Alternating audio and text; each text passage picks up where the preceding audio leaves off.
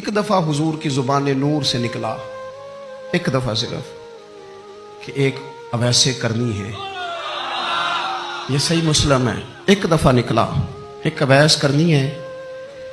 کرن کی شاخ ہے مراد، اس شاخ سے تعلق رکھتے ہیں، باپ کا نام عامر ہے، اویس بن عامر کہلاتے ہیں، برس کے نشان تھے۔ یہ دیکھو یہ ساری نشانیاں حضور نے بتائیں۔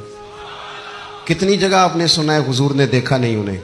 اور یارو کوئی ضروری تو نہیں نا کہ کوئی ظاہری طور پر ملے تو تب بھی پتہ چلتا ہے۔ محبوب کو پتہ ہے کون کہاں کہاں بیٹھ کے روتا ہے۔ لب واہ ہیں، آنکھیں بند ہیں، پھیلی ہیں جھولیاں، کتنی مزے کی بھیک تیرے پاک در کی، کتنی مزے کی بھیک ماہ مدینہ اپنی تجلی عطا کرے۔ یہ ڈھلتی چاندنی تو پہر دو پہر کی، او دیکھو نا روزے دے دوالے نے غلامہ دیا ٹولیاں، وہ ایک پہ سن دے کروڑاں دیاں بولیاں۔ اور بڑی امید ہے،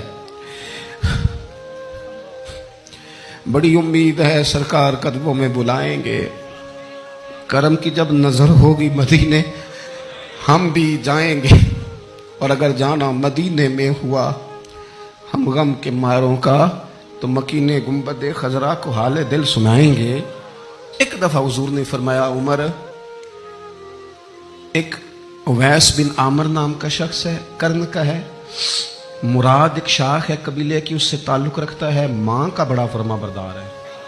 یہ دیکھیں حضور غلاموں کی نشانیاں بتا رہے ہیں، غلاموں کی، بے خبر ہو جو غلاموں سے وہ آقا کیا ہے، اور بندہ مٹ جائے نہ آقا پہ تو وہ بندہ کیا ہے۔ فرمایا برس کے نشان ہے چہرے پہ، برس ہوا تھا وہ ٹھیک ہو گیا، درہم کے مطابق نشان ہوگا، ماں کا فرما بردار ہے۔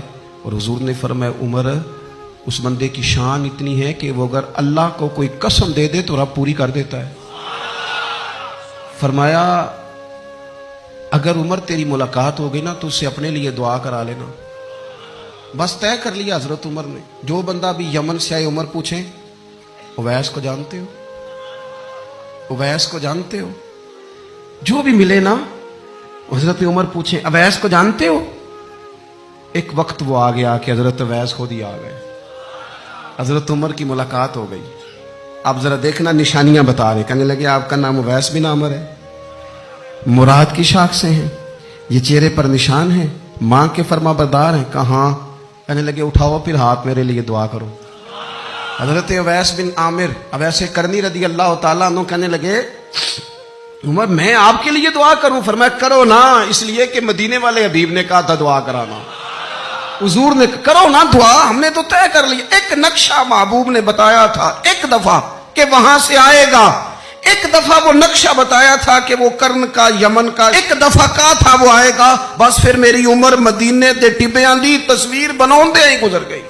ساری زندگی پوچھا اویس تو نہیں نام، پھر وہ مل گئے تو کہا دعا کرو، دعا کرائی۔ پھر حضرت فاروق اعظم رضی اللہ تعالیٰ عنہ حضرت اویس کرنی سے کہنے لگے آپ کہاں جانے کا ارادہ رکھتے ہیں؟ یہ سارا کچھ صحیح حدیث میں موجود ہے۔ تو حضرت اویس کرنی کہنے لگے میں کوفے جانے کا ارادہ رکھتا ہوں۔ کہا میں کوفے کے گورنر کے نام خط لکھ دوں کہ اویس آ رہا ہے؟